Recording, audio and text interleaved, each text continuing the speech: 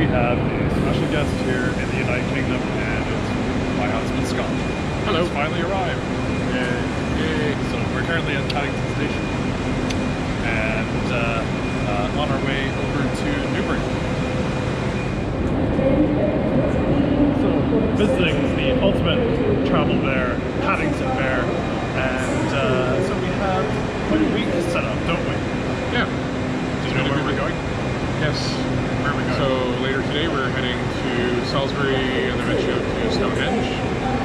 Then on Saturday we're headed to Cardiff. And then to change directions completely, as those are both in the west, we're heading to Ramsgate to visit a mate that lives out in the eastern part of the southern part of the UK. And he has a nice surprise for us that I happen to know about. So, and then the rest of the week, I've got a little bit of time to myself to do a little bit of exploring in London, and then we're off to Paris come Thursday morning. So, yay! Stay tuned for the adventures of the Travel Bears and the Travel Beards. So Scott, what was your review of a Ginster pie slice? It was not bad. Yeah. Chicken and mushroom. Fairly good combination. Avoid the kidney, you know. I like steak kidney pie. You know. That said, they're definitely not as good as the pies up north, but they're a good substitute. Still pretty decent. So, the highlight of Reading Station, the Pride Stairs, and some massive Pride advertising from Network Rail and GWR. It'd be great to see this stick around for a while, maybe a year or so. Scott, why are we in Salisbury? Salisbury? Is that where we are? Yeah, it's like not quite the middle of nowhere in the southwest of England, but why are we here? I have no idea why, huh? Oh, I think I've been here before, but I don't know.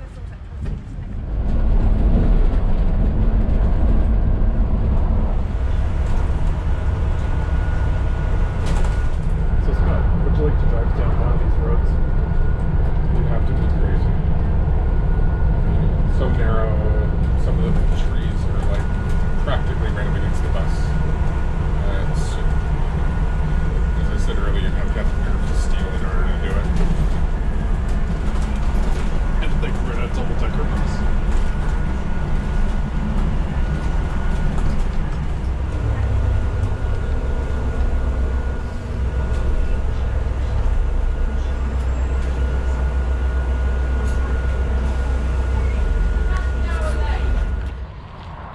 On our way to see Stonehenge.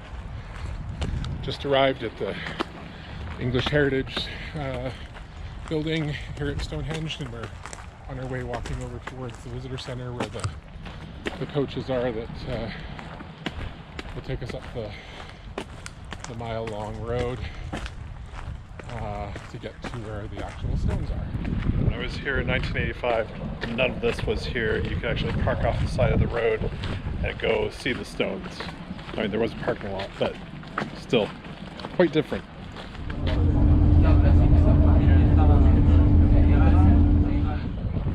Well, we're here, and the countryside is fantastic. Yeah, it's gorgeous out here.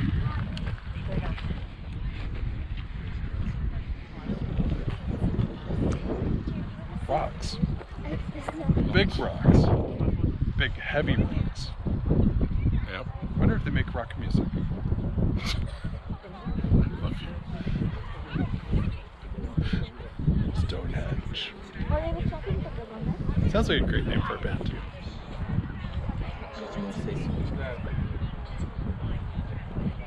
So which one should we take home? Big tall ones with the bits on top? Or... If we could. Yeah, but what do you think of Stonehenge? it's pretty awesome. I mean, you think that this was all done, you know, between 5,000 and 4,200 years ago, you know, with no modern machinery. It's pretty spectacular. Yeah. And that's one of the reasons why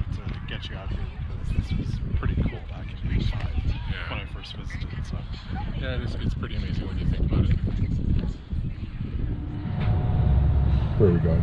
Morning. Where are we going? We're going to Cardiff. Woohoo! Woohoo! Yeah, it should be an interesting day, seeing some of the stuff from Doctor Who, from Torchwood in particular, and just seeing, it'll be another country for me.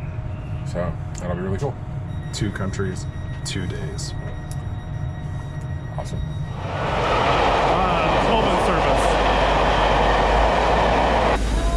So what's Bristol known for, Scott? The place where the Concorde was built.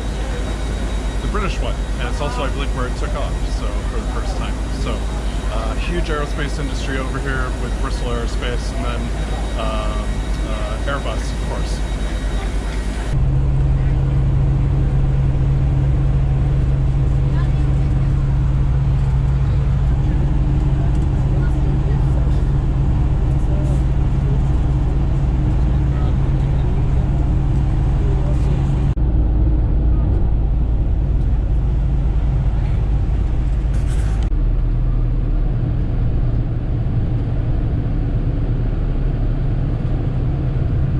Good morning from Cardiff.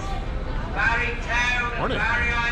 So, a little bit of an eventful ride from Bristol to Cardiff because we had to get a bus, which wasn't bad because then you get to see a bit more of the countryside between Bristol, Newport, and Cardiff.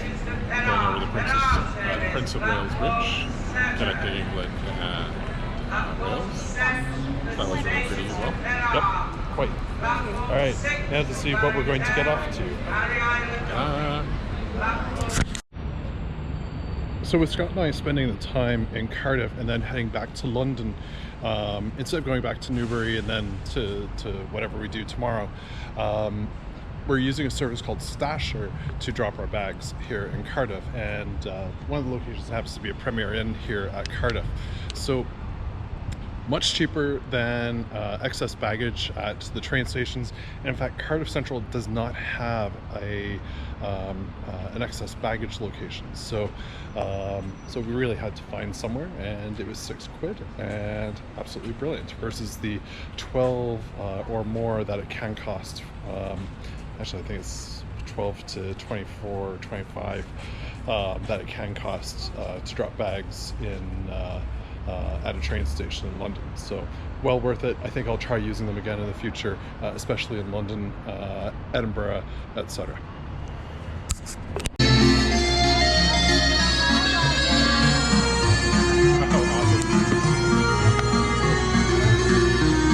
Thank you.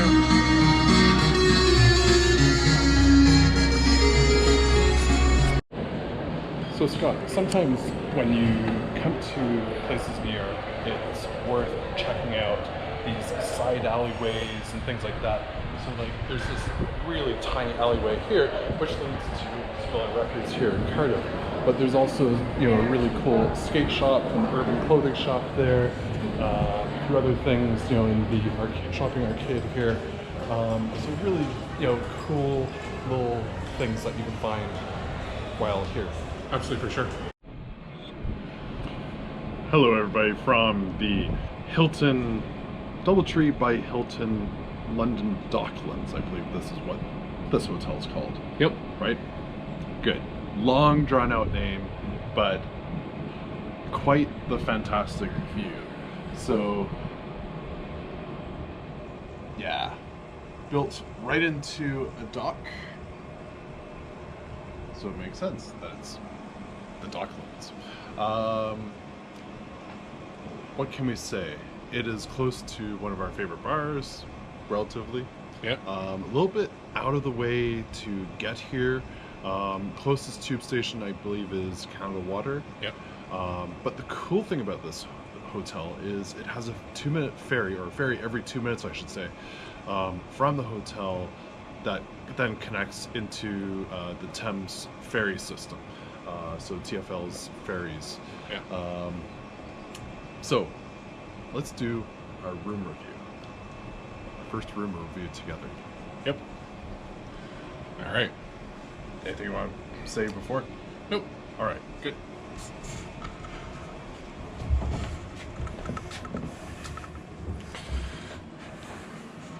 So I think this is going to have to become a theme.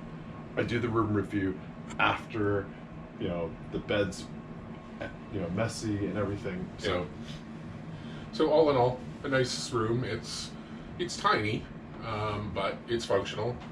Actually, when I first walked in, I likened the room to a hotel I stayed in Tokyo, which is a hotel, what they call one of the little love hotels, and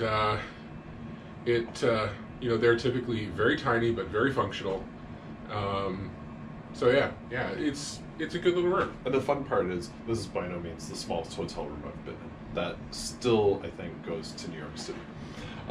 So bed, lovely sort of picture of the River Thames with the Docklands, and showing a little bit of the history of the area. Let's jump into the bathroom, which is really small enough for one. So nice little sort of round mirror with light. As always, a British bathtub. And yeah, that's it for the bathroom. Nice full length mirror, and then telly, and then tea and coffee down there. So yeah, a good, very functional room. And we shall see what breakfast brings. Oh, one other little thing. If you don't like really, really, really small elevators, this might not be the hotel for you. Yeah, both of us just fit in the lift. Like ourselves plus our suitcase, and that was it. Yeah. So good luck anybody else who tries to get on with both of us. So, all right, that's it for the room review.